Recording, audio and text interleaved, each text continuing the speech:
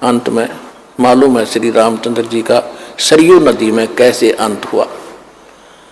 उसके बाद उसी दौरान उसने बाली मारा था सुग्रीव का भाई एक वृक्ष की ओट लेकर श्री रामचंद्र जी ने, और उसका भी tit for tat Shri Krishna ji के रूप में देना पड़ा। वो बाली वाली आत्मा तो शिकारी बना और श्री कृष्ण जी के पैर में तीर मार कर उसका वध किया। ऐसे ही वृक्ष की ओट में धोखे से धोखा लग गया। तो कहने का भाव यह है कि तुम कौन राम का जपते जापम और ताते कटे ना ये तीनों तापम। फिर उदाहरण देते हैं कि महाभारत में एक प्रकरण आता है कि जब युद्ध का समय हुआ, अर्जुन मना कर रहा था मैं युद्ध नहीं करूंगा, श्री कृष्ण जी में युग काल प्रवेश करके उसको डरा धमका रहा है, फिर ज्ञान समझा रहा है, तो युद्ध कर ले, तुझे कोई पाप नहीं लगेगा, मैंने सब मार रखे। उसकी बातों में आकर डर डरा के अर्जुन ने युद्ध कर लिया, और युद्ध के अंदर जो पांडवों को पाप हुआ उस कारण से युधिष्ठिर जी को बुरे सौपन आने लगे। जब राजगद्दी पर बैठ गया वो उसके, और श्री कृष्ण जी उनके धार्मिक गुरु थे, तो अपने कोई दिक्कत आती है तो गुरु से ही समाधान शिष्य चाहते हैं। तो पांडवों के धार्मिक गुरु, यादवों के धार्मिक गुरु श्री कृष्ण जी थे। श्री कृष्ण जी से जब पूछा कि ये क्या कारण है और क्यों ऐसा हो रहा है, भाई को बहुत बुरे सौपन आ रहे हैं, खाना नहीं खा रहा है, आंखें फटी फटी सी रहती है, ना बोलता है, सहमा सहमा सा रहता है, जैसे कोई मेंटल हो गया। श्री कृष्ण जी ने बताया कि तुमने जो महाभारत में बंधु घात किया, चाचे ताऊ भाई बहन भतीजे मारे, सेना मारी, वो पाप तुम्हें दुखी कर रहा, सेध रहा, वो पाप कर्म तुम्हें आड़े आ गया, इसका समाधान। तो उस समय अर्जुन को महसूस तो हुआ कि युद्ध के समय जब मैं मना करूं था युद्ध करने से, और कृष्ण कह रहा था तू क्यों नहीं करता, तू तो सूरवीर है, क्यों अपने लक्षण को भूल गया है, ये है वो है, और मैंने सबको मार रखा है, तुझे पाप नहीं लगेगा, आज ये पाप कहां से आ गया। तो अर्जुन बोला नहीं, इसलिए नहीं बोला कि यदि मैं टोक दूंगा, अभी मैं आज प्रश्न कर देता हूं कि आप पहले तो कह रहे थे तुम्हें पाप नहीं लगेगा, और आज ये पाप कैसे लग गए, क्योंकि श्री कृष्ण जी ने उसका समाधान बता दिया था कि पूरी पृथ्वी के जितने भी साधु संत और भक्त और जनता है, यानी साधु संत हैं, उनको आमंत्रित करो, एक अश्वमेध, एक यज्ञ का अनुष्ठान करो, यज्ञ, धार्मिक यज्ञ। उसमें ऊपर आकाश में जो स्वर्ग लोक के देवताओं को भी निमंत्रण दो, और उसमें एक शंख रखा जाएगा, शंख जो मंदिरों में बजाते हैं, आपने देखे होंगे, इस तरह का पंचमुख का एक शंख रखा जाएगा। और उसमें जब यज्ञ शुरू होगी, सभी 33 करोड़ देवता, 88,000 ऋषि, 12 करोड़ ब्राह्मण और 56 करोड़ यादव, 9 नाथ 84 सिद्ध, ये सभी वहां पहुंचेंगे।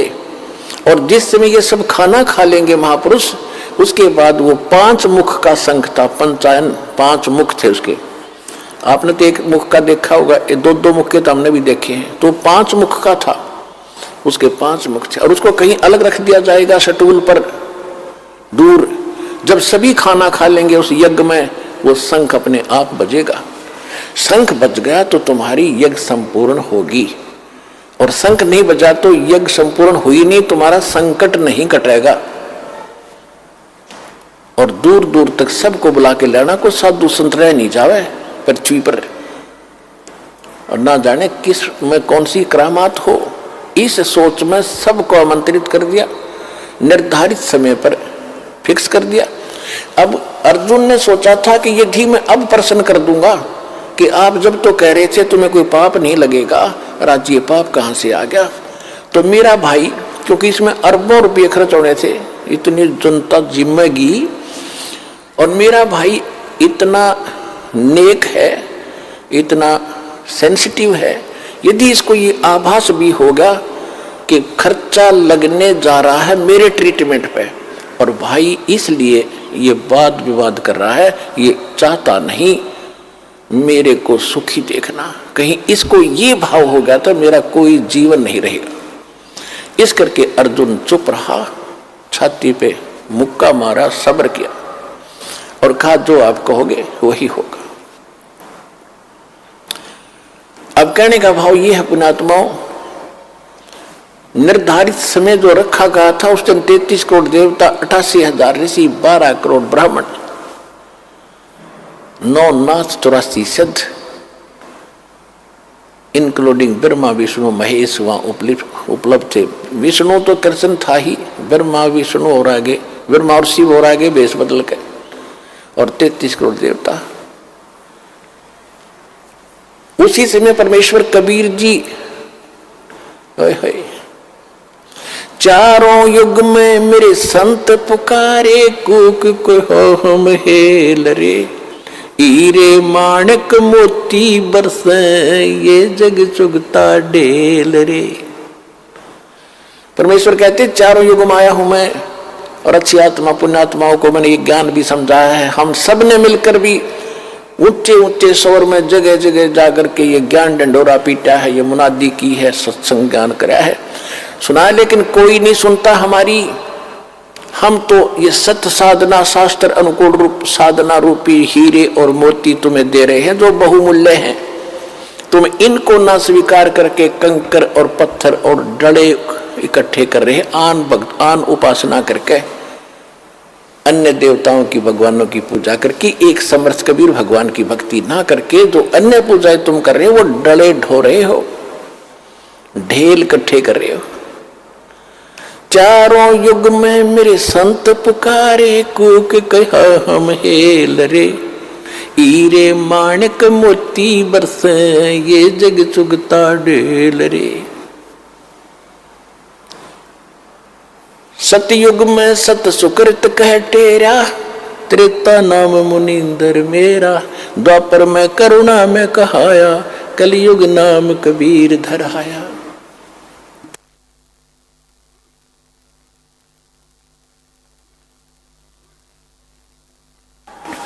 तो द्वापर युग में परमात्मा करुणा में नाम से आए थे। एक लीला जैसे कबीर जी के रूप में सतयुग में, इसमें कलयुग में की है, ऐसे ही उस समय वो परमात्मा करुणा में नाम से आए थे, और कमल के फूल पर एक सरोवर के अंदर परमात्मा बालक रूप धारण करके वहां अवतरित हुए थे, सतलोक से चल कर आए थे। वहां से उसको एक वाल्मीकि परिवार जो निसंतान था वो ले गया था उठा के। तो उस समय परमात्मा वाल्मीकि कहलाए थे, क्योंकि वाल्मीकि जाति ऋषि वाल्मीकि जी के बाद उसके अनुयायियों की बनी है, जो सतयुग में प्रारंभ होगी थी वाल्मीकि जाति। तो उस जाति में जन्मे थे वो, तो वहां परमात्मा वो उठाकर ले गए थे दंपति कबीर जी को। तो इस कारण से वो वाल्मीकि कहलाए दाता। और उसी वाल्मीकि के उस यानी वाल्मीकियों में ही एक स्वपच नाम का एक सुदर्शन थे, सुदर्शन नाम था। केवल उसने भगवान को पहचाना था। उसने भी जब पहचाना था जब मालिक ने ऊपर ले जाकर उसको वापस छोड़ा था। उसके बाद उसका बिल्कुल भ्रम निवारण हो गया था। लेकिन सुदर्शन के माता पिता नहीं मानते थे, और खुद परमात्मा के माता पिता भी नहीं मानते थे। वो भी रामकृष्ण इन्हीं के पुजारी थे, विष्णु ब्रह्मा शिव जी के। लेकिन सुदर्शन जी ने बालिक का ये ज्ञान नाम भक्ति ग्रहण किया था। तो उस दिन भीम जो पांडवों का भाई था भीम, उसकी सेवा उस साइड में लगी थी ये निमंत्रण देने की, इन्विटेशन देने की। और उसने जाकर देखा सब जगह वो अपना निमंत्रण दे के आ गया, जा रहा था। तो वहां एक झोपड़ी में सुदर्शन जी रहते थे, वाल्मीकि। और वहां जाकर के उसने कहा कि महाराज, अब मैं युधिष्ठिर राजा का भाई हूं, भीम मेरा नाम है, और आपको ये निमंत्रण देने आया हूं, आप अवश्य आइएगा, हम एक अश्वमेध यज्ञ कर रहे हैं।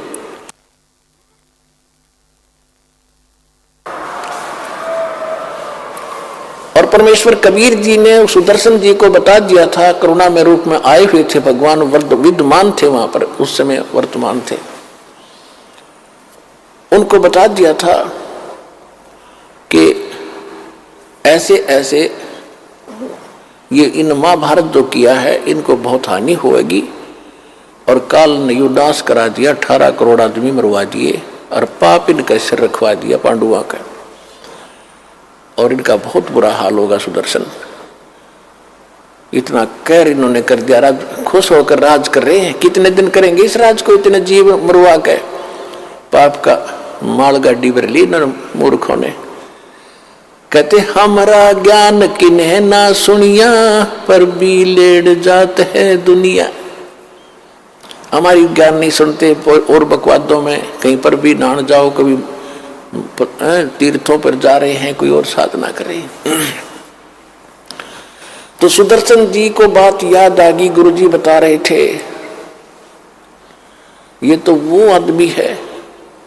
तब सुदर्शन जी ने कहा कि अरे भीम, तुम्हारे अन्न को जो खाएगा वो सीधा नरक में जाएगा, ऐसी गलती सुदर्शन नहीं करेगा। तुम तो अपराधी व्यक्ति हो, तुमने लाखों बहन, करोड़ों बहन विधवा कर दी, करोड़ों बहन बच्चे अनाथ कर दिए रे। अब उस नरक को खा रहे हो, उस रक्त को चाट रहे हो, और जो तुम्हारे अन्न को खाएगा वो भी तुम्हारी तरह नरक में जाएगा। हम नहीं आएंगे, यदि मुझे बुलाना है तो जैसी अश्व जो यज्ञ तुम करने जा रहे हो, ऐसी यज्ञ 100, ऐसी यज्ञों का 100 का फल मुझे दे दो, तब मैं तुम्हारे ग्रास तोड़ू, न कौन नरक में जा, ऐसे पाप के अन्न को खा के। अब भीम भी पहलवान था, मोटे दिमाग के व्याघ्र पहलवान, और फिर राज की ताकत, बॉडी की ताकत, श्री कृष्ण जी की ताकत के हमारे साथ भगवान रहते हैं। तो कहने लगा कि बाबा जी ज्यादा मत बोला, यदि मुझे मेरे भाई और भगवान कृष्ण का मुझे डरना होता, तेरा मुंह न तोड़ देता पीट पीट के। खबरदार फालतू बकवास करिए, तो आना होता ये ना मत आइए, ये कैसे कह दिया हम अपराधी हैं। अब सुदर्शन जी चुप हो गए। भाई कहते साकट और सवान में उल्टा जवाब नहीं दे। भीम गुस्सा करके आ गया, क्या तेरे बगैर हमारी यज्ञ संपूर्ण नहीं होगी? ऐसे ऐसे मन मन सोचता हुआ रहा, ऐसे ऐसे ऋषि आएंगे, 33 करोड़ देवता आएंगे, श्री कृष्ण जी रहे वहां पर, ये तो फॉर्मेलिटी कर रहे हैं। मन में सोची भीमसेन ने, जब वो सारे 33 करोड़ देवता, 88,000 ऋषि, 12 करोड़ ब्राह्मण, 9 नाथ गोरखनाथ जैसे, और विश्वामित्र और ये मार्कंडे जैसी तोब वहीं बैठी थी, गोरखनाथ जैसी जो सोने को भी पहाड़ बना देता था वो भी वहीं विद्यमान थी, वो आत्मा। क्योंकि ये आगे चलते रहते हैं, प्रत्येक युग में इनका जन्म होता है। क्योंकि गोरखनाथ जो आत्मा आज हम जानते हैं वो पहले किसी और नाम से थी वहां पर, तो आज हम जानते गोरखनाथ की महिमा से, और कोई नाम बताओ थारा जच्चे ने, इसलिए इनको ऐसे बताना पड़ता है। इसमें भ्रम ना पड़ना कि गोरखनाथ कब जन्मे और वो कब हुआ, ये फला, इस चक्कर में ना पड़ना। जो दास बोल रहा सच्ची मानना, क्योंकि आप तो बच्चे हो, दास टीचर है।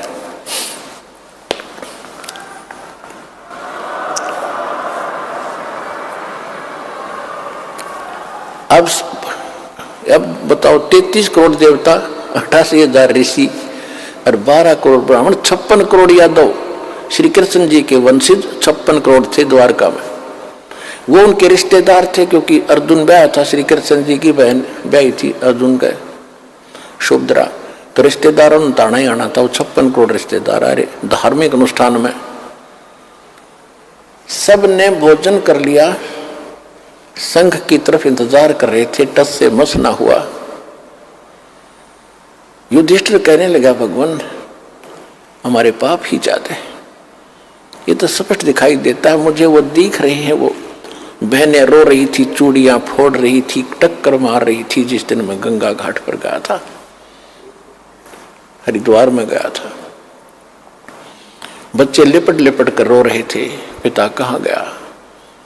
आज मुझे वो याद आ रही है कि हम बहुत पापी हैं, लेकिन अब ये समाधान मुश्किल लगता है। तब श्री कृष्ण जी ने कहा कि इसका समाधान करने वाला संत पहुंचा ही नहीं है। युधिष्ठिर को कुछ आशा जागी कि कौन है ऐसा महापुरुष, या गले नहीं उतरी युधिष्ठिर के कि श्री कृष्ण जी ने भोजन खा लिया और ये 9 नाथ 84 से 33 करोड़ देवता 88,000 ऐसी 12 करोड़ ब्राह्मण वेद के वक्ता जिन्हें चारों वेद कंठस्थ कर रखे थे, दुनिया को बड़ी महिमा सुनाते थे, सिद्धियां भी रखते थे, सबने भोजन कर लिया, शंख नहीं बजा, और कौन है पृथ्वी पर। तब श्री कृष्ण जी ने कहा भाई एक सुधर। फिर युधिष्ठिर जी ने पूछा कि भगवान क्या इन महापुरुषों के भोजन से ये समाधान नहीं हुआ, क्या ये साधु संत इतने तपस्वी नहीं है। श्री कृष्ण जी ने कहा कि तपस्वी ना है, ये तो 84 के ढोर हैं, अगले जन्म में कोई गधा पड़ेगा, कोई कुत्ता, ये अभिमान के मारे हुए हैं, इनके पास वो भक्ति नहीं है। युधिष्ठिर के ना जच्ची यह बात, कैसे ऐसे ऋषि और वहां ऐसे वशिष्ठ मुनि जैसे भी आ रहे, क्योंकि आत्मा ये स्वर्ग में है, ये कभी आ सकती है जब तक ये पुण्य है। इनका चक्र तो फिर बंधेगा जब अगले जन्म में गधेर कुत्ते बनेंगे। सुर नर मुनि जन 33 करोड़ी, ये बंदे सभी निरंजन डोरी। यानी निरंजन के ही संविधान में है। और इसका संविधान क्या है, कोट जन्म तन भर मत होगे, कुछ ना हाथ लगा रे, कुकर सुकर खरबया बोरे, कौवा हंस बुगारे। इंद्र कुबेर ईश की पदवी, ब्रह्मा वरुण धर्मराया, विश्वनाथ के लोक को जाकर फिर भी उल्टा आया। इनका जन्म नहीं समाप्त होता। ये पोस्ट है 33 करोड़ देवता, 88,000 ऋषि, व्यास जी आदि, तो ये मर जाएंगी। अगले बार दूसरी आत्मा इन पोस्टों पर होंगी, ये कुत्ते गधे सुअर बन जाएंगे। श्री कृष्ण जी ने अपना आशीर्वाद देकर दिखाया कि देख, कोई अपने आसन पर जहां वो बैठे थे, कोई गधा बनकर खड़ा है, कोई कुत्ता बनकर, कोई सर्प बना है, कोई केंचुआ बना है। उस दृश्य को देखकर युधिष्ठिर घबरा गया कि भगवान ये लीला बंद करो, मैं देख नहीं पा रहा हूं। ये हालत होगी इनकी, हाँ ये हालत होगी इनकी भविष्य में, ये लीला नहीं, ये सच्चाई है। फिर भगवान कौन है ऐसा महापुरुष जिससे हमारा उद्धार हो। तो श्री कृष्ण जी ने कहा कि ऐसे यहां से इतनी दूरी पर और वो स्थान है, वहां एक महापुरुष रहता है जो सतगुरु का शिष्य है, वो ही एक भक्त है, उससे ही ये कल्याण हो सकता है। ये भी परमात्मा की रजा थी। श्री कृष्ण की जो दृष्टि खोल दी, उसको वही दिखाई दिया, अब वो संत है जिससे यह बात बन सकती है। तो फिर पूछा कि उस साइड में कौन भेजा था निमंत्रण के लिए, कि भीम भेजा था। तो भीम को बुलाकर पूछा कि आपने इस महापुरुष को निमंत्रण दिया या नहीं। भीम ने कहा जी निमंत्रण तो दिया, लेकिन वो तो कुबोल आदमी है, वो अच्छा आदमी नहीं है। श्री कृष्ण जी ने पूछा भाई देखो, आपकी जो सेवा दी थी वह पूरी करनी चाहिए थी, कौन कैसा है ये आपने नहीं देखना होता है, वो तो यहाँ ही बेरा पट्टेगा कौन कैसा है। और या कोई बात थी तो हमें बताना चाहिए था, क्या हुई बात, उसने क्या कह दिया ऐसा कि सुदर्शन। भीम बताता है कि उस महापुरुष, उस संत ने, भगत ने ये कहा कि मैंने जब अपना इंट्रोडक्शन दी कि मैं भीम हूँ, युधिष्ठिर का भाई हूँ, और ऐसे ऐसे मैं ये कर रहे हैं अनुष्ठान, आप भी आइएगा। उन्होंने कहा कि तुम्हारे अन्न को तो वो खाएगा जिसने नरक में जाना हो, तुम तो अपराधी व्यक्ति हो, घोर पाप कर रखा तुमने। श्री कृष्ण जी को मालूम था कि यो विपलवान है, इसने भी कुछ बकवास जरूर करी होगी। तो आपने क्या उत्तर दिया कि मैंने ये उत्तर दिया कि यदि मुझे भगवान का डर ना होता, मेरे भैया से मैं बहुत शर्म करता हूँ, नहीं तो तुझे मैं यही समार देता, तेरा मुंह तोड़ देता। ऐसा कुबोल बोला उसने। श्री कृष्ण जी ने कहा, देखो साधु संतों के साथ इस तरह बोलना भी पाप है। तूने एक अपराध और कर लिया, भले आदमी, तुम इतनी संकट के अंदर खड़े हो आज, और उसने कौन सी झूठ बोल दी? अपराधी हो तभी तो तुम इतना दुख हो रहा है, नहीं तो नहीं होता ये, और उसके बिना ये हो नहीं सकता। मुझे बताना चाहिए था, चले मेरे साथ, उसके बिना यह बात बढ़े। अब तो उनके जमीन छोटी पड़ गई थी, उनको कारण बीड़ी धरती होगी, और कोई हो नहीं रहा। संकट जो का 2 करोड़ अरबों रुपये खर्च भी हो लिए, अब मरता क्या नहीं करता, बिल्ली बिग्गी बनकर, बिग्गी बिल्ली बनकर। और वो भी साथ साथ श्री कृष्ण जी बोले, चलो मेरे साथ। 5 पांडव, 6 कृष्ण जी, और रथ लेकर के वहां पहुंचे। एक योजन यानी 4 कोस की दूरी पर रथ छोड़ दिया। रथ पीछे पीछे आ रहा है और 5 पैदल चल पड़े। श्री कृष्ण जी ने जाकर, उस दिन क्या हुआ कि सुदर्शन जी ने ये बात जाकर बताई अपने गुरुदेव करुणामय अर्थात परमेश्वर कबीर जी से, कि भगवान भीम आया था और ऐसे ऐसे कह रहा था, मैंने तो उसको मना कर दिया। परमात्मा बोले, बहुत अच्छा किया बेटा, न जल का मर जाता, इतना पाप है उनके ऊपर। तो ऐसे अन्न को खाना नहीं चाहिए। अब परमात्मा बोले, वो फेर आवेंगे भाई, क्योंकि उनका काम तो बनना ही नहीं है, बनना ही यहाँ से है, वो तो हमसे ही बनेगा। और बेटा अवश्य आएंगे, फिर भी वो आएंगे, नाक रगड़ेंगे तेरे पास, माफी मांगेंगे, वो देख लेना जब उनका काम बनेगा। अब सुदर्शन ने सोचा भी ये तो फिर दुखी करेंगे, वो तो वहां से छोड़ के झोपड़ी और भ्रमण पर निकल गया महीने 20 दिन के लिए। उधर से वो आ रहे थे, परमात्मा ने अपनी महिमा बना के रखनी थी, अपने भगत की इज्जत रखनी थी, और अपनी भक्ति की टेक रखनी थी, इज्जत रखनी थी, जनता में जनाना था कि हमारी भक्ति ऐसे ऐसे फल सबसे ताकतवर और श्रेष्ठ है। खुद सुदर्शन रूप बनाकर अपने शिष्य का झोंपड़ी में बैठ के जाकर अपनात्मा अध्यात्म मार्ग के अंदर एक ऐसी परमात्मा की रजा होती है, उसमें किसी को बताने की आवश्यकता नहीं पड़ती ये कितनी कौन पोस्ट है या कौन व्यक्ति है, कौन पुरुष है, कौन सिद्ध है। अपने आप ताकतवर के सामने वाला अपने आप झुक जाता है।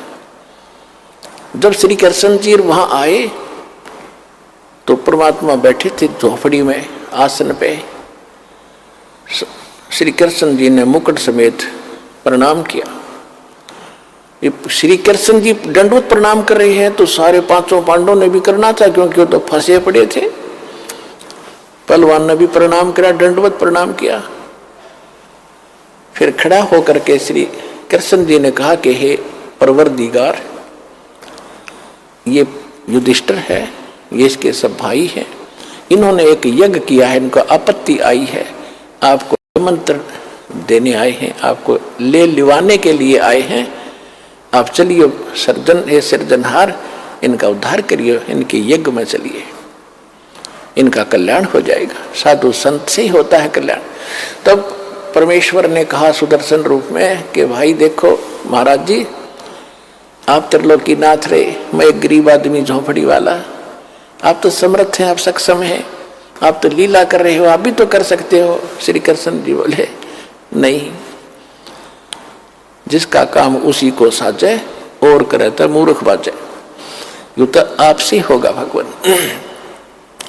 तो श्री परमात्मा ने कहा, सुदर्शन रूप में बैठे थे, कहा कि भाई मैंने इस पहलवान से बताई थी मेरी शर्त पूरी करो। कौन सी शर्त थी आपकी? श्री कृष्ण जी ने पूछा, क्या शर्त थी आपकी? मेरी शर्त है कि 100 भीम ने बता दिया था कि ये शर्त भी रखी उसने कि 100 अश्वमेघ यज्ञ का पुण्य मुझे दो, तब मैं चलूं। इस बात से मुझे और दुख हुआ कि ये आना ही नहीं चाहता। तो श्री कृष्ण जी को वहां पता लग गया था कि ये कंडीशन है महात्मा की असली, तो वह भी उनके ध्यान में थी बात। तो जो ही सुदर्शन रूप में परमेश्वर ने कहा कि मेरी वो कंडीशन पूरी करो जो शर्त मैंने रखी थी, 100 अश्वमेघ यज्ञ का फल मुझे दो, तब मैं चलूं। श्री कृष्ण जी ने कहा, अरे पुण्यात्माओं, ये वेद भी प्रमाण देते हैं, खुद भगवान भी प्रमाण देते हैं। चारों युग में मेरे संत पुकारे, कूक कहा हम हेल रे, हीरे माणिक मोती बरसे, ये जग चुगता ढेल रे। चारों युगों में मालिक आते हैं, चारों युगों में यही सूक्ष्म वेद की वाणी बोलते हैं जो दास आज आपको सुना रहा है। लेकिन उस समय ये संस्कृत के ज्ञाता, ये अभिमानी लोग इस लाल को परख नहीं पाते और हमें भी वंचित रखते हैं, स्वयं भी वंचित रह जाते हैं। परमेश्वर ने तो श्री कृष्ण जी ने कहा कि परमात्मा ने वो वाणी बोल ही रखी थी और ये शब्द खंड नहीं होता, सबके अंतःकरण में ये जो का तू जमा होता है। चाहे कितनी बार जन्म कुत्ते का देखा हो लो, मनुष्य का जब जन्म होगा और यदि आपका वो टीवी चालू हो गया जातक माँ से, तो आप सामने ये कभी भी ये वाणी पढ़ सकते हो, सामने नजर आ जाएंगी, सुन भी सकते हो अंदर से टेप की तरह। तो श्री कृष्ण जी ने कहा, आपकी वाणी है भगवान, संत मिलन को चालियो तजमाया अभिमाने, जो जो कदम आगे रखे सो सो हो ये समान। पुणात्मा, इस अध्यात्म मार्ग से आपने भी शिक्षा लेनी है कि जिस समय यदि इस सतलोक आश्रम बरवाला में ये दास बैठा है, पृथ्वी पर संत कहो, सतगुरु कहो या दास कहो,